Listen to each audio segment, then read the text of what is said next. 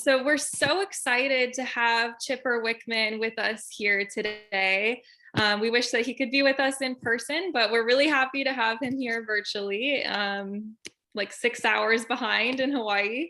So Chipper Wichman is the president of the National Tropical Botanical Garden in Hawaii. And he started working there in 1976, conducting botanical surveys, and he has served as president since 2003.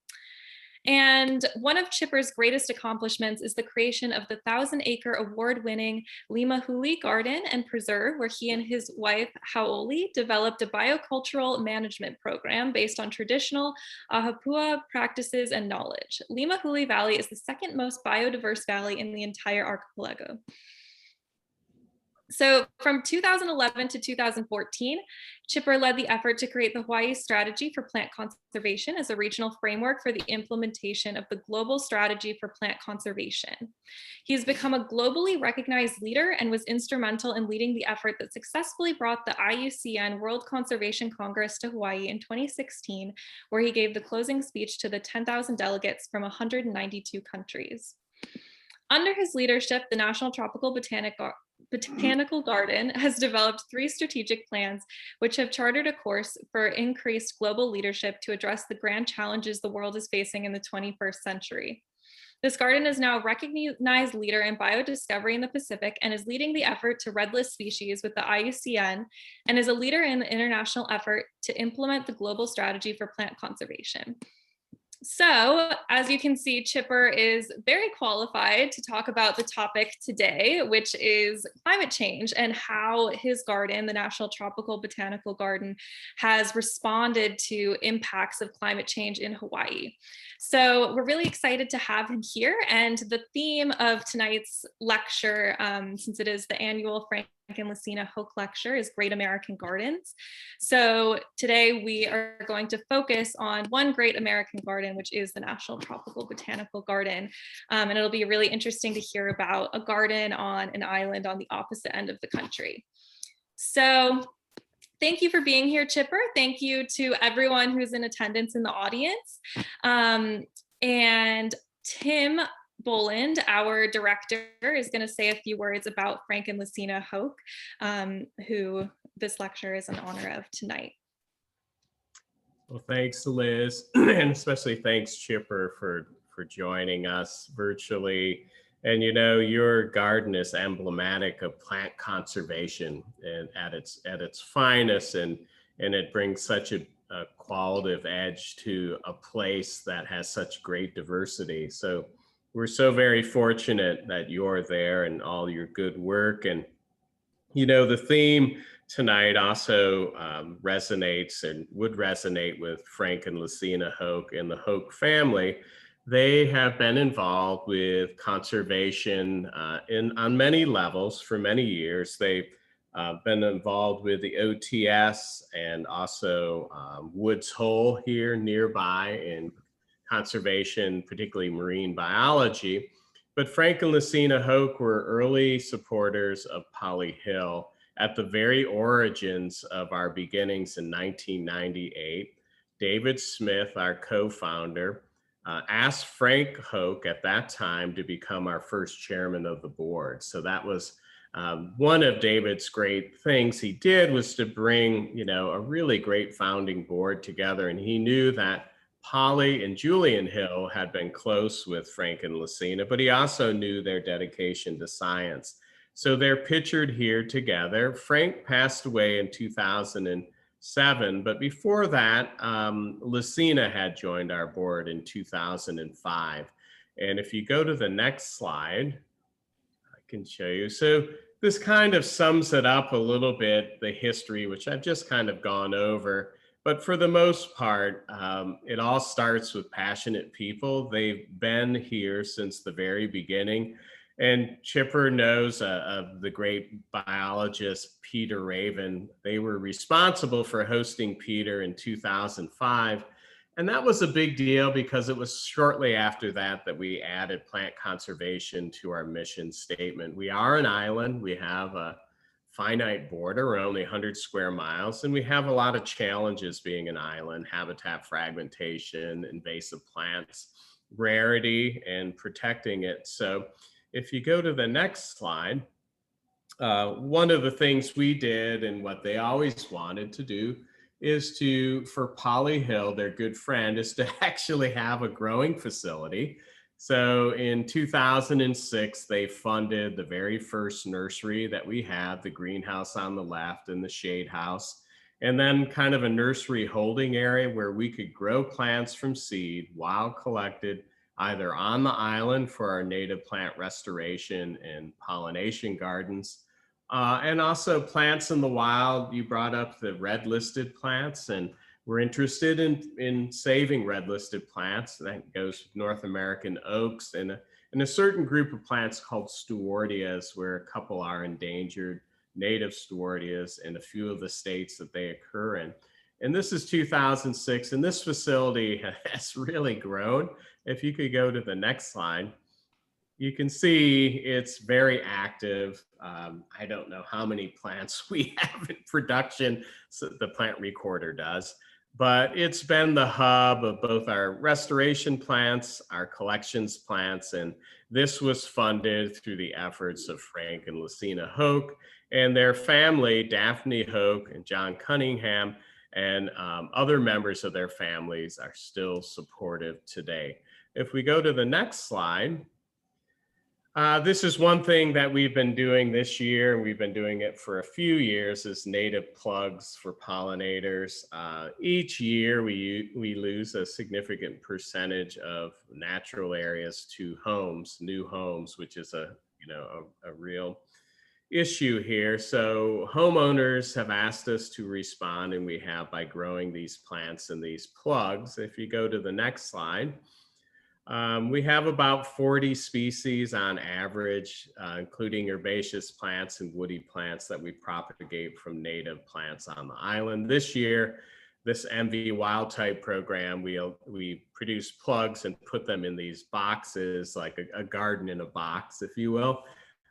This year we had virtual plant sales, so it didn't really take off. We expect to have much more diversity next year, and things like landscape plants that go with these. If you go to the next slide, and just to talk a little bit about our native Stewardia work, we've had a tremendous amount of success over the time period of COVID, figuring out the dormancy requirements for the seed and clonal work with Stewardia ovata, the mountain camellia, and Stewardia malicadendra, the silky Stewardia. And we have had a ton of germination, so we're very excited about this. And then, the last 2 years, we really haven't been able to go wild collect because of COVID. But this year we will. We go to the Panhandle of Florida, into Alabama, which is incredibly biodiverse. It may be, after Hawaii and California, one of the more biodiverse states in the country. So we're off again in the fall to collect seed, which is something that Polly really valued because she grew most of her plants from seed. If you could go to the next slide. And here they are, and there's some of the plants in our collections. And Chipper, it's kind of amazing. These plants grow better than they do in the wild, it seems. We have acidic soils. This is just a grouping of the two different species. They're in the camellia family.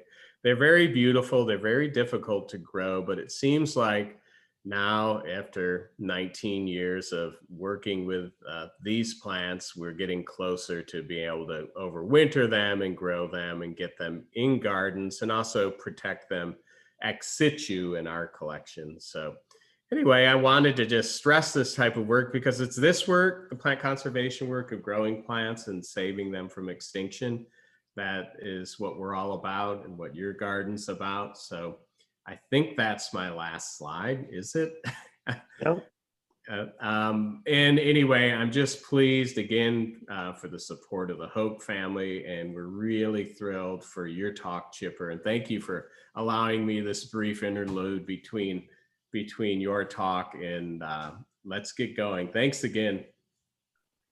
Well, thank you, Tim. And that was it's so nice to have a context behind the name of a lecture series. So that was really awesome, and to see the excellent ex situ conservation work you're doing there.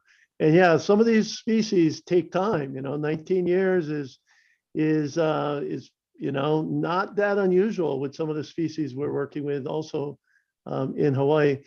I also want to say that Peter Raven in many ways is one of the godfathers of NTBG. He served on the National Academy of Sciences review committee that proposed this to Congress, as well as served on our academic advisory committee before we even had a garden. So Peter's been a close friend and a mentor all of my entire career, and he's still, he may be retired, but he's still so involved in so many things. So I'm not surprised to hear he had a finger in Polyhill. Yeah, it's great. He's an inspiration. Yeah. I want to also thank Suki and Miguel de Bagranza, who I met Suki when I gave a talk at the Chestnut Hill Garden Club in Boston. And subsequently, we had dinner with Miguel and Suki. And it was really over dinner that we hatched the idea that I should come and speak in person at Polyhill and be their guests at their home, which are, just a very short distance away from the Arboretum. So that was the plan. I hope someday we can recreate that. But COVID got in the way, and it is what it is. But I'm thrilled to be able to connect with your audience this evening and be able to share a little bit of the history of our organization. It truly is one of America's great gardens, and then what we're doing about building resilience in the face of climate change. Great. Great. Thank you, Chipper and Tim. Yeah, I'm going to stop my video then, and you can start your webinar. And again, just to remind people, if you do have questions, you can put those in the Q&A box, and we'll be answering questions at the end. So thank you, Chipper. Okay, here we go. Put on your seatbelts, folks, because we have a lot to cover here. And I'm going to start just with a few slides about the origin of our organization that really was about 100 years ago, that some really visionary people had a dream. So shown on the left there is Dr. David Fairchild, arguably one of the most important botanists in the history of the United States. He married the daughter of Alexander Graham Bell and went on to become the head of the Office of Plant and Seed Importation for the U.S. Department of Agriculture. His home in Coconut Grove, Florida, is one of our gardens. And so David Fairchild, very instrumental. He showed up in Hawaii in the early 1900s and met Joseph Rock, who was the first territorial botanist hired in 1907. They became fast friends. That friendship lasted their entire life. He convinced Joseph Rock that he should help create an organization, a botanical garden based in Hawaii that would not only preserve biodiversity, but be able to share it with the world. And so the rest is kind of history, as they say. Rock went off to China as Fairchild's collector and came back in 1954 and moved in with a woman named Mrs. Loy McCandless Marks, who was his patron. He lived very much under the patron system. He convinced Mrs. Marks, who became the president of the Garden Club of Honolulu, to take on this challenge. She, in turn, enlisted these two men. When Hawaii became a state in 1959, we had a lot more political influence, and Representative Sparky Matsunaga and a very young Senator, Daniel Inouye, shepherded this legislation through both the House and Senate. And believe it or not, it was a bipartisan effort. And it was the very first piece of legislation Senator Inouye wrote as a freshman senator. He went on to serve a very distinguished career, passing away in 2012. At the time, the most senior member of Congress, President Pro Tem and Chair of Appropriations. It's kind of nice when the Chair of Appropriations was your founder. Anyway, 1964, Lyndon B. Johnson signed our congressional charter, creating our organization as Public Law 88449, so August 19, 1964. Since then, or I should say that our congressional charter directed us to become an educational and scientific center in the form of one or more Botanic Gardens. Very interesting, the emphasis there on science.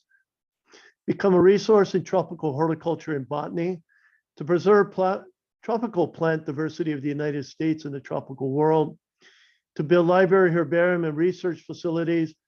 And by the way, you get to do all of this with private funding. This is very confusing to most people who don't really know us, but hear our name, hear that we're congressionally chartered. They assume that we're part of our federal government, when in fact our founders did not want to be subject to the political winds blowing in Washington. They wanted, let's call it the good housekeeping seal of approval, the mandate from Congress to go out and focus on tropical plants and become a resource for our nation. But they wanted to do it all with private funding. And boy, am I glad they were so visionary. This is the dedication address given in 1970. You do not see a beautiful tropical garden in the background. That's actually a pretty worn out 100-year-old sugarcane field. And it took a lot of work to bring the garden into the state it is today. But today we are headquartered on the island of Kauai in Hawaii. We broke ground in 1970. We have 5 different botanical gardens, including one in Florida, and 5 preserves. So we have over 2,000 acres encompassing 5 different tropical ecosystems on the land that we own. We specialize in wild collected plants, and we have over 100,000 accessions in our living collection, making this the largest curated collection of tropical Pacific plants anywhere in the world. We normally would have about 130 employees and about a $10 million operating budget. But because of COVID, we're down to 103, but we're coming back. We're coming back fast. So where are we located? We have 4 gardens, 3 on the island of Kauai, which is geologically the oldest island and the wettest island, and the island of Maui. And in the Hana area is a very geologically new part of it. We also have 5 preserves, so 2 on Kauai, 1 on Maui, and 2 on the Big Island, which is geologically the newest, youngest island. And so these all provide different microhabitats and environments, elevation, rainfall gradients, and of course, soil conditions, which allow us to grow many, many different kinds of plants. And 5,000 miles away, 6 time zones away, down in Miami, is the home of Dr. Fairchild, an extraordinary property. Put on your seatbelt. I've got a few images. This is from the McBride Garden, our flagship garden, which was started in 1970. This is that worn out sugarcane field, which has been transformed. We've got gardens spend millions of dollars building water features, and we have a gorgeous waterfall right there in the McBride Garden. And at the mouth of that valley is the Allerton Garden, a historic garden that's internationally recognized as a masterwork of landscape art and architecture.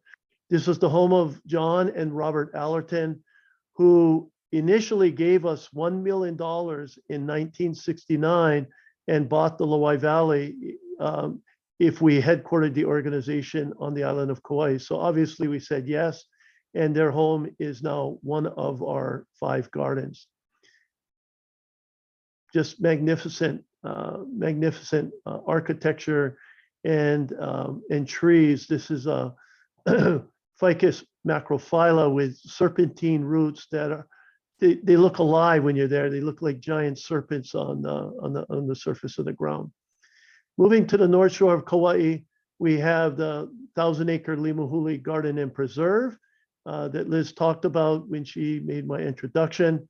This extends from sea level up to 3,330 feet and is the second most biodiverse valley in the state of Hawaii.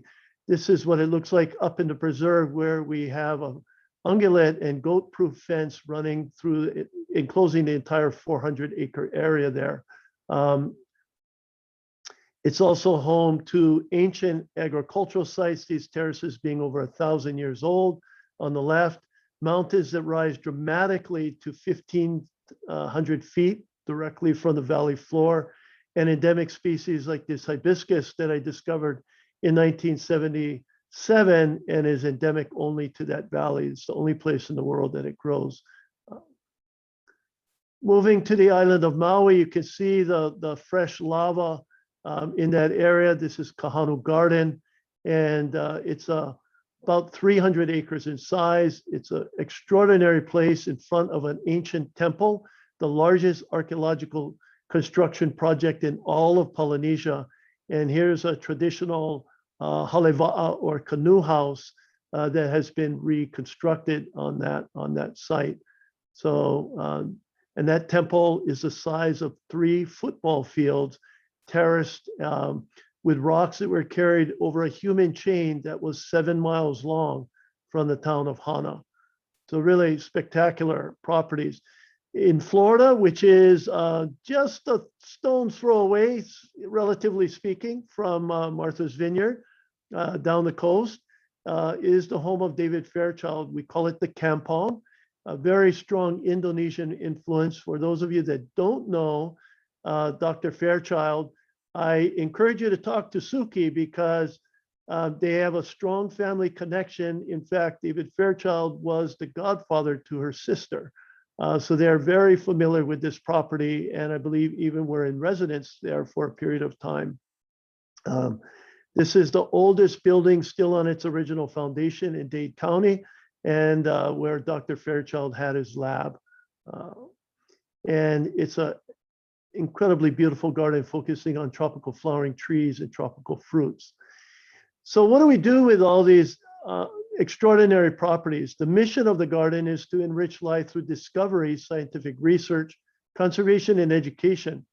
By perpetuating the survival of plants, ecosystems, and cultural knowledge of tropical regions. Let's deconstruct that just for a minute. You know, it's pretty easy actually for botanical gardens to create beautiful spaces and to grow beautiful plants and even to grow often rare and endangered plants. But we recognize that that was not enough, that in fact, we need to perpetuate plants in their native habitat. So our mission includes the survival of ecosystems, and everywhere we work with indigenous people. So we've added cultural knowledge as part of our mission statement. So it's a very important focus on discovery, conservation, research, and education. We have decided, at the advice of the National Academy of Sciences and Peter Raven, as we spoke about earlier, to focus on the Pacific.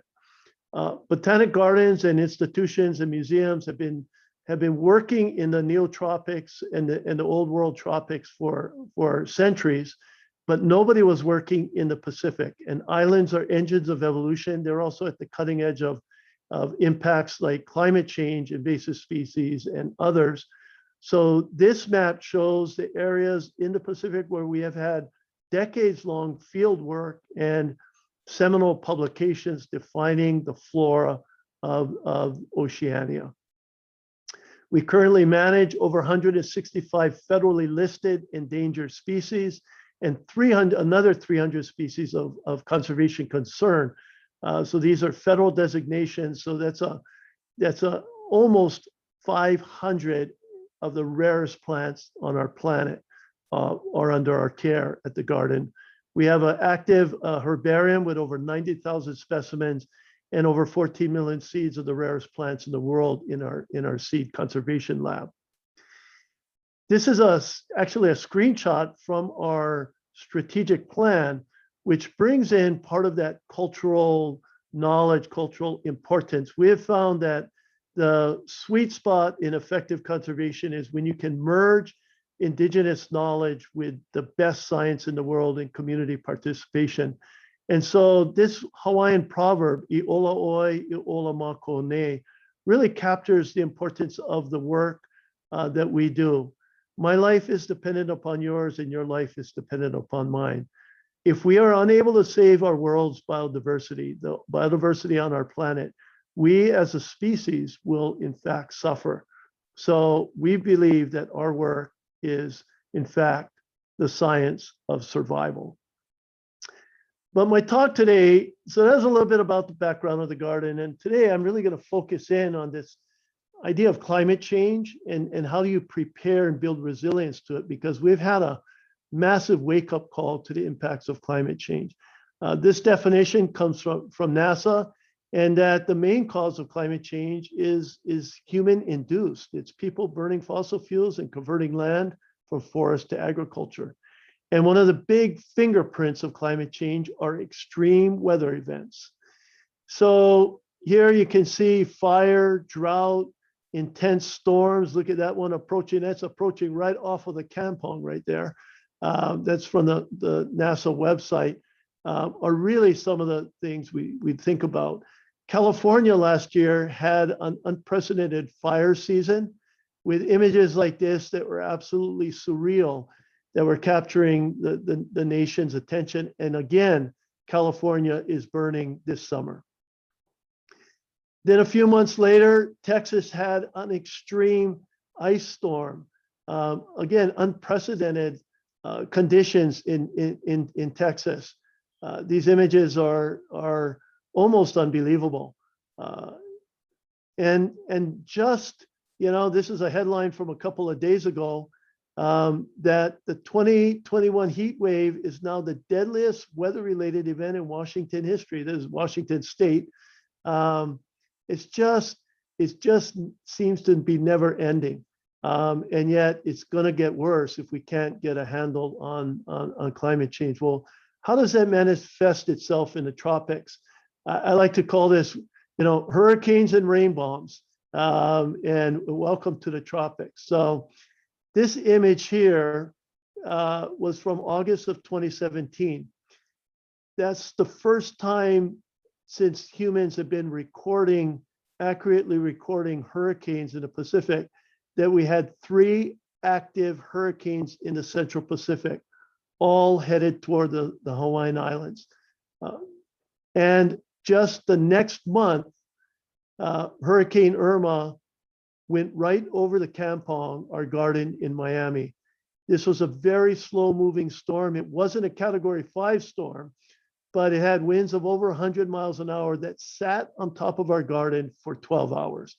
And the damage from that event was quite incredible. Keep in mind, this is the historic garden, the home of David Fairchild, with collections that were planted as far back as 100 years ago. 262 trees were impacted, 24 were dead, 68 were completely uprooted, 146 had serious structural damage, and 24 had moderate canopy damage. Estimated recovery cost was $300,000 to $400,000. 3 months to reopen, but it took us 2 years to fully recover that garden. This is a 100-year-old baobab tree that came down in that storm. Here's an example of some of the structural damage. Debris everywhere. And that garden is right on the ocean. We had storm surge that inundated well into the garden, bringing up this look at this coral debris. This was on a lawn that was very popular for weddings. So then just 7 months later, 5,000 miles away, I take you to Limahuli Garden and Preserve, where we experienced what is now known as the national rainfall record on Saturday, April 14th. Look at this radar image. Normally, when you look at the Doppler radar, you can see these small red spots that pop up in an intense thunderstorm. The size of that red image, that little white at the point of the arrow, is the entire island of Kauai. And so the size of this weather event dwarfed our island. It could have encompassed 10 of our islands. And it produced 50 inches of rain in 16 hours, a new national rainfall event. This was normally a little stream crossing that you drive through, had turned into a rate. The water was falling at such a rapid rate that there was no way it could soak into the ground. It was just running off. And with the topography and steep gradients of our island, it came down in rushing torrents. Waterfalls appeared where they never existed before. This is the entrance to Limahuli Garden, inundated and underwater. This is our exit driveway, which had turned into a river. And this is a culvert next to our home. We live just in that area. this water here was actually coming out from underneath of our house. So it was really, really terrifying. This is a little drainage coming down. That's my uncle's house on the side over there. The next day, we began to assess the damage. Road, asphalt ripped up. Stream crossings completely destroyed. This one, the asphalt was ripped off and part of the concrete remained, but there was a huge cavity which we filled with rocks before I took this picture. The entrance to the garden had been destroyed. And this was one of our internal roads that had about a 4-foot deep erosional gully cut into it. This was a beautiful site where our visitors would stop and learn about the pristine Limahuli stream. And this was just 2 days before with a volunteer group learning about the restoration work they were about to undertake from Dr. Uma Nantangra, head of our restoration activities in Limahuli Preserve. So there you see, look at the bench that those young men are sitting on. And here's that same bench, but all that was left of that beautiful area were these boulders that came down with the floodwaters. So it was really an unprecedented event. We have come to call these types of storms 21st century storms. And so as we began to assess the damage, what we saw everywhere was that our infrastructure that had been put in place in the 1960s had no way to cope with the volume of water that we can expect in 21st century storms induced by climate change. We clearly would have to make the garden more resilient if we were going to be able to reopen and continue to operate. So the storm occurred on Saturday. We worked to get access. Our entire community was cut off. So the military came in. They brought in these large Chinook helicopters, and Haoli and I had to get out. So this helicopter came in to bring a police car, and it took us out as passengers on the way back out. There's the National Guard briefing us on how to get into a Chinook. You've got to walk through a engine and rotor wash. That's several hundred degrees, so it's not easy to get into these things. And there we were flying out. The reason we had to get out was 2 days later, I was supposed to be in Washington to receive the Garden Club of America Medal of Honor for the lifetime work that I've accomplished at NTBG. So this remains probably the highlight of my career, working in the botanical garden world, and to receive this from the Garden Club of America, which was instrumental in the founding of NTBG, was really remarkable. And the same award was given. It's an occasional award, so it's not given every year. Was given to Dr. David Fairchild. And so I felt very, very honored to have received it. And I was very thankful to the military for getting us out. There's a close-up of the medal. So back to, there's our friends that actually nominated me for the GCA award.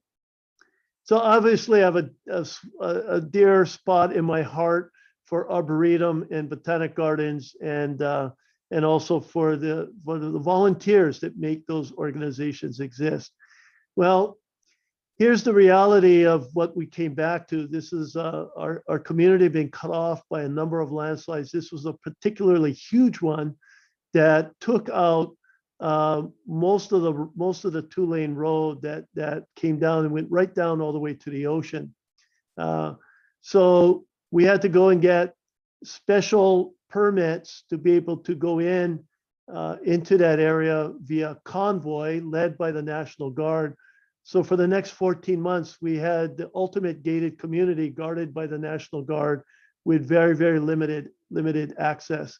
This map shows all those little purple circles are the landslide areas. So you can see how intense the landslide areas were in that very steep section where the road goes through there. So essentially from Honolulu Bay there on your right to the end of the road at Hawaiian State Park, our community was completely isolated, except for limited access during the convoy period.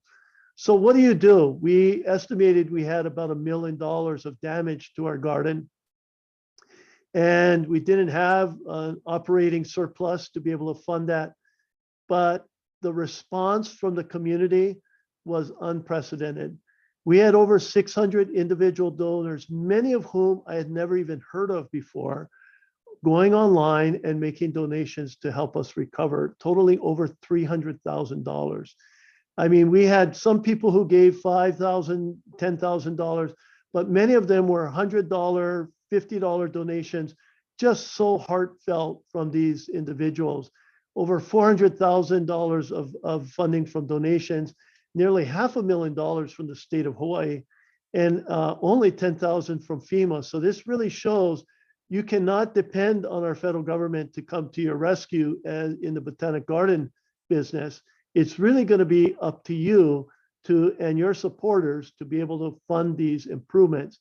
And with that money, we felt we were committed to not only rebuilding the garden, but rebuilding the garden in a way that is more resilient. Oh, before I leave, I think this was probably one of the more exciting donations. This gentleman showed up in my office. He didn't speak a word of English. He's Japanese from Japan, and he's a famous lei maker in Japan. So the lei you see around my neck, he made it and brought it with him. And he had heard about the damage. He apparently had recently been at Limahuli Garden. So he and his students started sewing leis and selling them and saving the money. And he showed up with an envelope of $7,586 in cash that he didn't know how to get to us. So he flew to Hawaii and hand delivered that money to us to help us with our recovery. And boy, talk about giving you new hope in humanity. The fact that somebody you've never met, thousands of miles away, would go through that much effort to help you was really another just amazing part of this story. But back to the recovery and digging out. This was our shop where our equipment was stored underneath our office building. It was filled with dirt and mud that had washed down. So getting in there, those masks are not because of COVID, it's because of the mold that had begun to set in but by the time we got to digging it out a couple of weeks later. This was the easy recovery because we knew if we dug down far enough, we would eventually find the concrete floor that was there. And sure enough, there it is. The recovery of other parts of the garden was much more problematic. So here you see Katie Chaplin, who was our acting director at that time, sitting there kind of contemplating, how do we rebuild our garden so that if something like this happens again, we can weather that storm. Even though our community was isolated, we had community members with the skills to help us do that. So here are two people who have worked all their life in construction, Kaylee Alapai and Presley Wan, talking with us. We also had, which is really a godsend, a community member who had a ready mix concrete truck on our side of the landslide. And part of the convoy system required that only vehicles that weighed less than 5,000 pounds would be able to go in. So you'd never be able to bring a concrete truck in, but having a truck that could mix it on site meant we could actually bring in the sand and gravel in small vehicles and then mix it on site. So this was another incredible factor in our ability to recover. So we began looking at the situation and came to the determination that the old infrastructure all had to come out, and we had to rebuild in a way that would be able to handle these 21st century storms. Of course, it just kept raining. So we'd begin excavating and begin working, and it would flood again. We'd begin to get the forms up, and then they filled up with water. So it was a very, very wet spring and summer.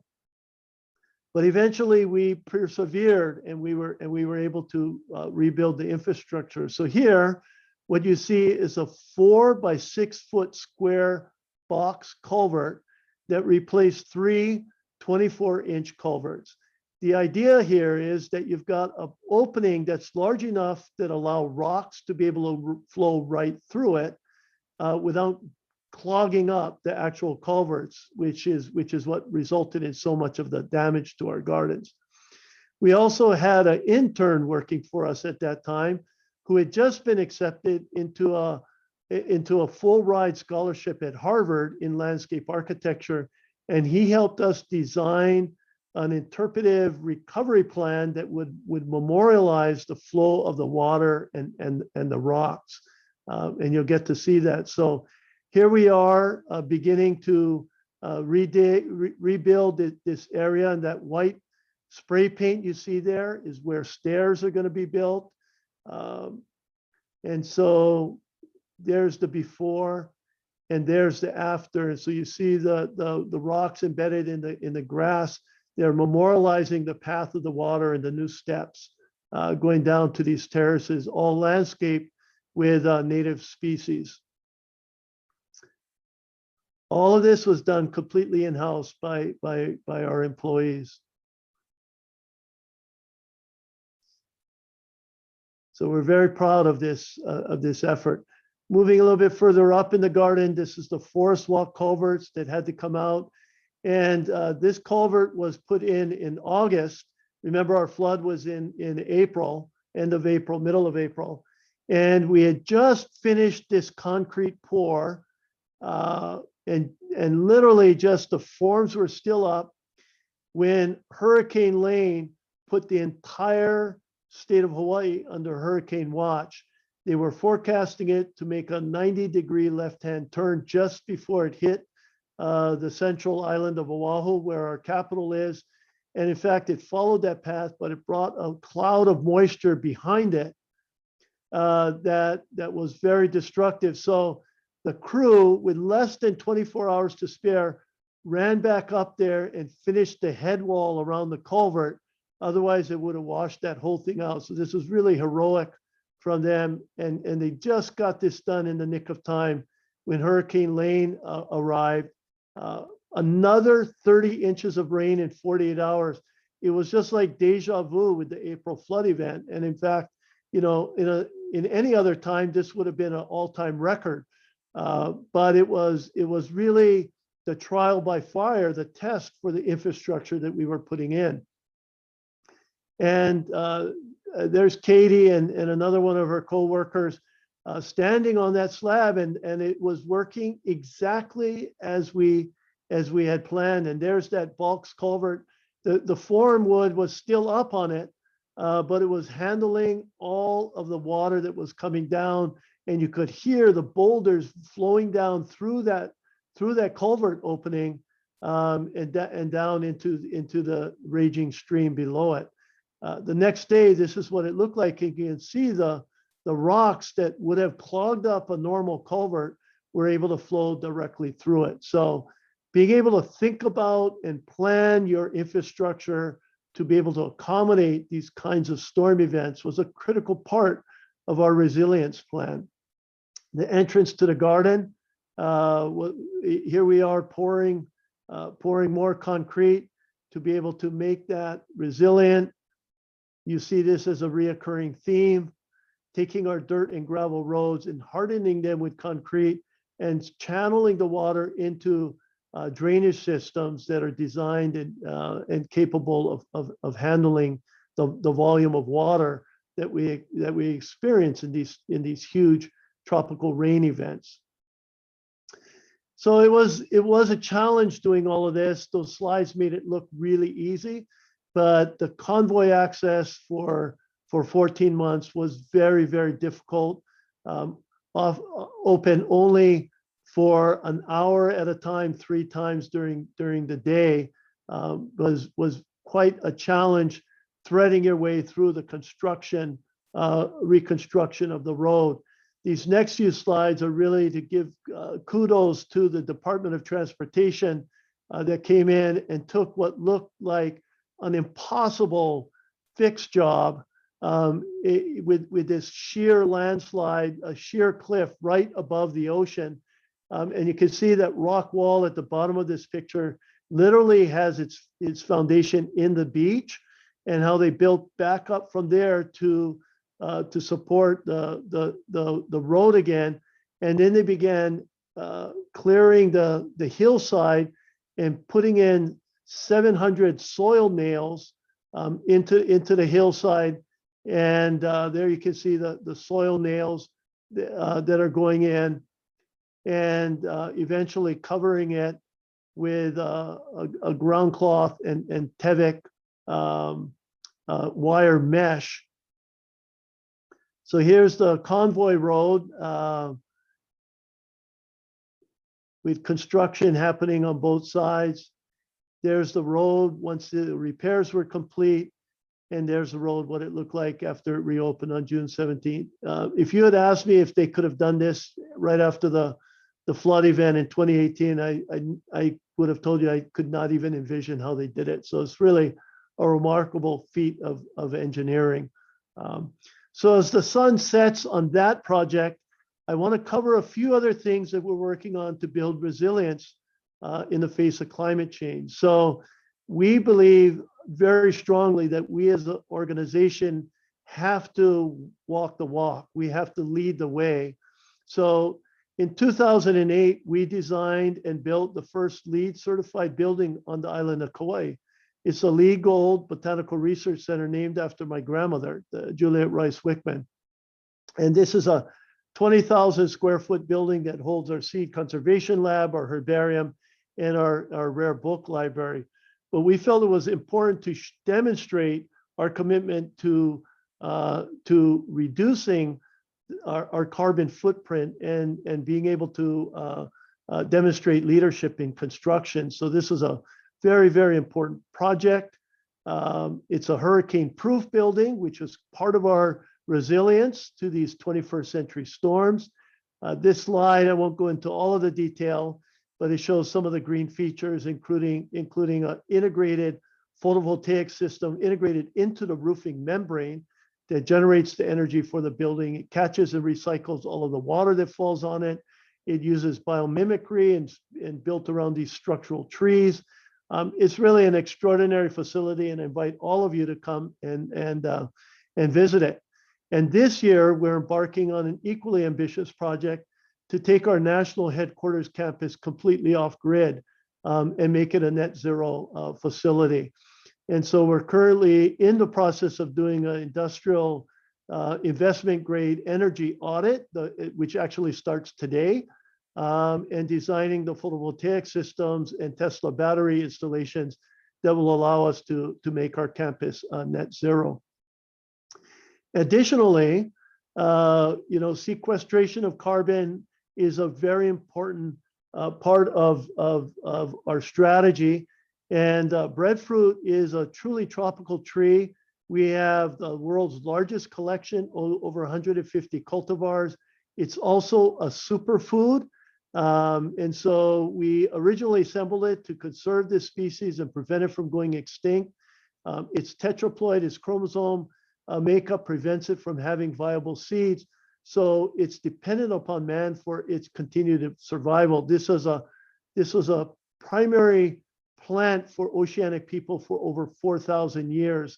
And we believe that this holds a strong future for agricultural and food security.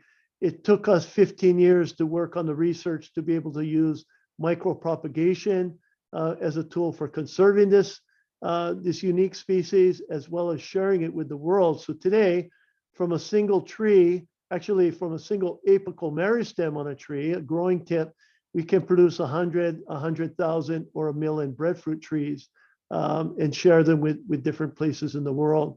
So today we have already distributed over 150,000 breadfruit trees to these to 45 countries around the world as part of food security and carbon sequestration strategy. So it's really very, very exciting product. And now we got the attention of Patagonia, which has launched a product. What they would like to do is drive the idea of regenerative organic agroforestry. This is kind of their slide on the ripple effect. Start with NTBG, where they have funded a demonstration project called the Regenerative Organic Breadfruit Agroforest Model. To move that to Hawaii as a model of regenerative forestry, and then shift that out into a global paradigm shift towards regenerative organic agroforestry. So very exciting work. And so I will conclude my talk here. More than happy to answer some questions with the remaining 10 minutes, but it's been really a pleasure for me to be able to share with you a little bit about the work that we're doing to build resilience in the face of climate change. Thank you, Chipper. That was so great. I mean, obviously, really, heartbreaking to hear about the storms and the damage that that's caused in Hawaii, but so inspiring to hear about what the National Tropical Botanical Garden has been able to do. I was so amazed hearing about all of these different areas of impact that you've had. So it's all really impressive and exciting and hopeful. So thank you so much for taking the time to talk about all of that. You're welcome, Liz. Can you remind me, do I leave my slide up or should I take it down? I couldn't remember what we decided. Either way is fine. If you'd like to take your slide down so you can make your face bigger, that's great.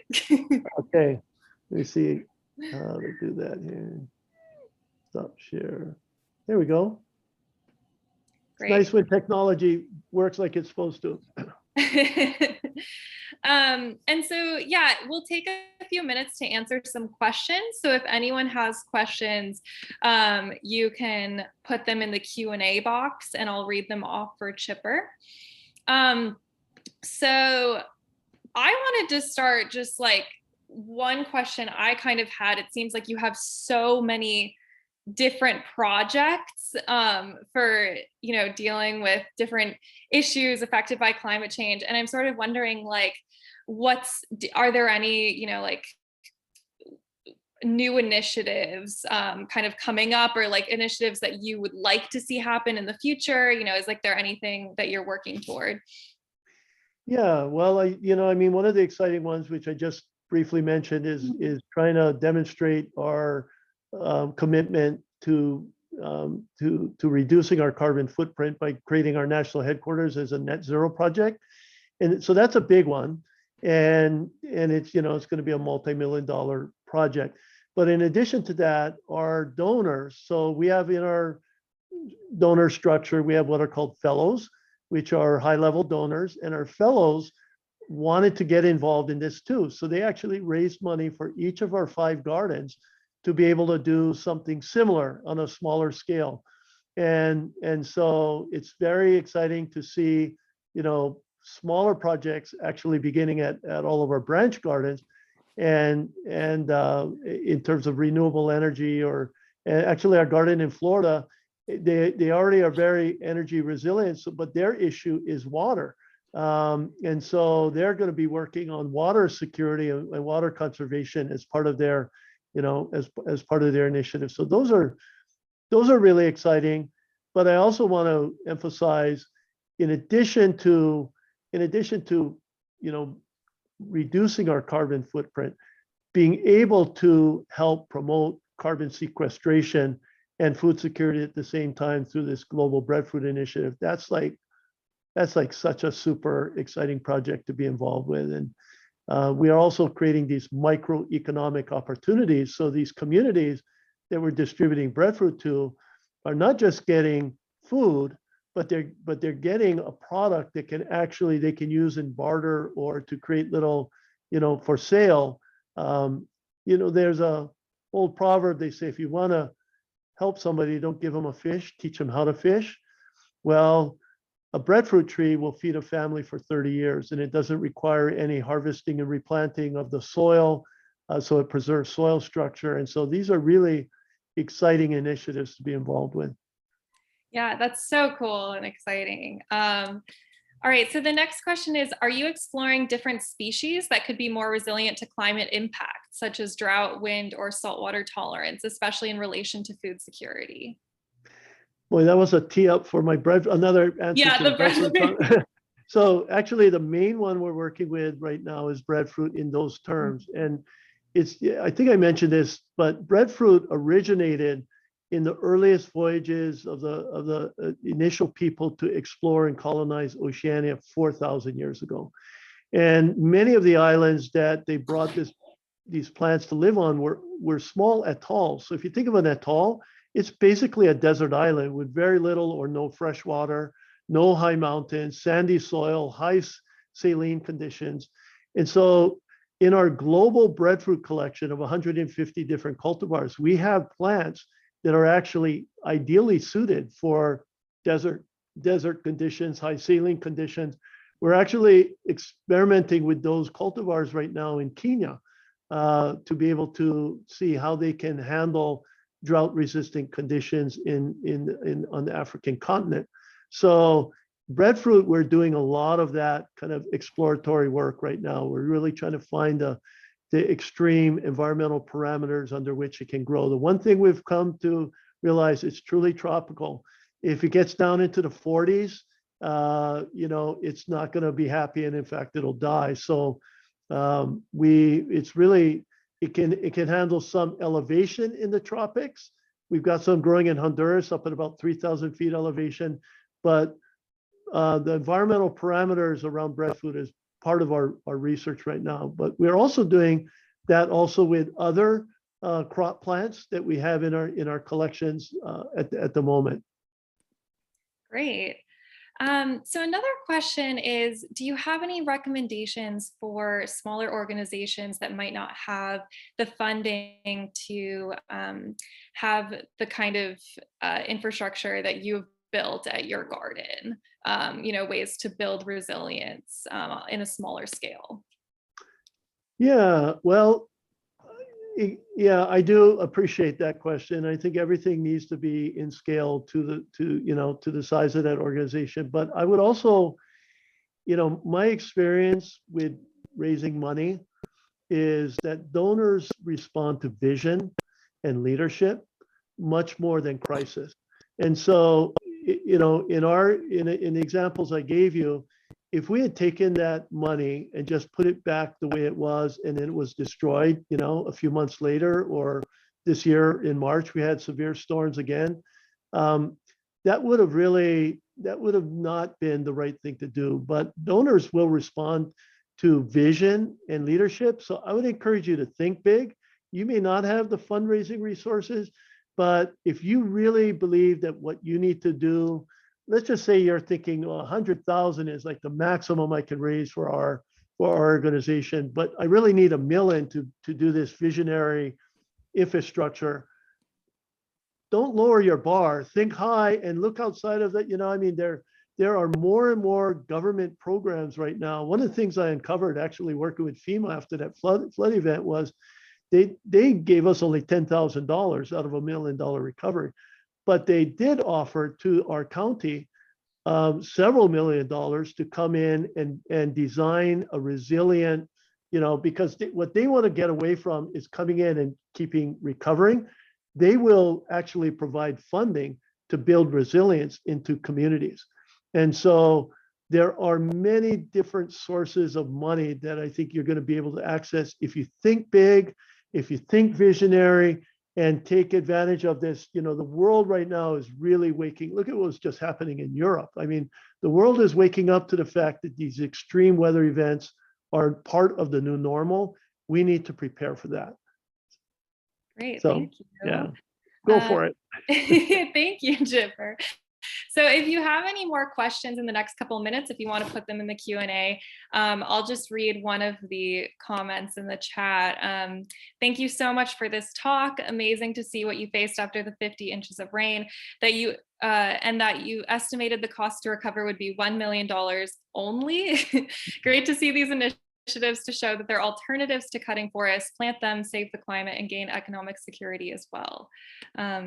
So I think that that's a great comment, and I agree that it was really inspiring to be able to see everything that you've been able to do. Okay, I have a quick, this is Tim just jumping in. I'm just like, wow, what you guys did to kind of rebound from that was so impressive. And I was thinking about it in terms of your staff, which it must have seemed kind of like a gut punch to begin with, because they're in the garden, they're working, but they just must be amazing people to kind of just say, you know what, this happened to us, let's rebuild. You know, it's kind of, I hate to say it's like a Biden thing, but build back better. But it is kind of what has happened with your garden. And it's just so cool. I was just so inspired by knowing that, you know, it really must have been really hard to see years of work kind of wash away, but then kind of say like, oh, you know what, this is kind of a continuum, a grand continuum. We're going to make it better, and we can do that. So anyway, I've just jumped in to tell you how cool that was. Well, thank you, Tim. And couple of things I would say. Because I was out there, our home was on that side of the island, and I was able to do an immediate assessment. And one of the things that completely blew my mind was we did not lose a single rare plant in our living collection out there. What was really destroyed were the stream crossings and the human infrastructure, the roads, the dirt and gravel roads. And so because of that, what we did, and back to our staff here, we basically told all of our staff, the garden is okay, we're not in a crisis, you become community, helpers. And for the first month, we literally took food house to house. We helped unload helicopters, and that really built so much social capital. Not that we didn't have it already, but it really built strong social capital for us in our community, that the community saw that we were there for them.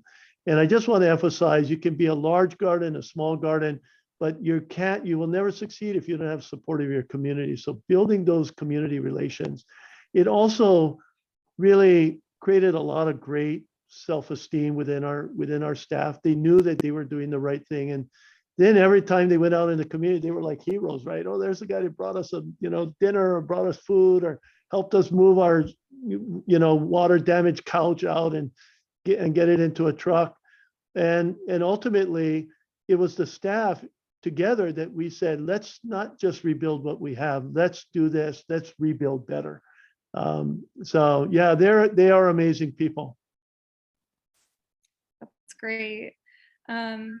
All right, so we'll just end on one more question. Did you notice if there were any lesser impacts to the land or sea from runoff in your area that has greater biodiversity versus some nearby areas with more invasives? Oh, wonderful, wonderful question. And absolutely.